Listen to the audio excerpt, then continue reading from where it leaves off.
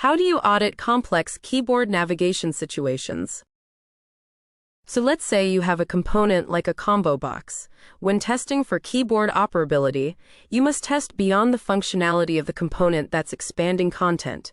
Any interactive components within it should also be tested. If you have a combo box, the input field that you type into also needs to be keyboard navigable. If you have options to go through, those need to be able to be navigated with arrow keys.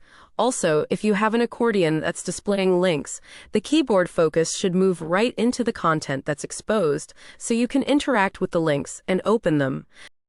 So when you're testing, ensure anything that receives focus inside exposed content can also be interacted with, and that it does, at the bare minimum, receive that focus.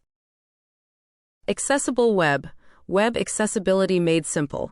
Explore our tools, services, and education offerings.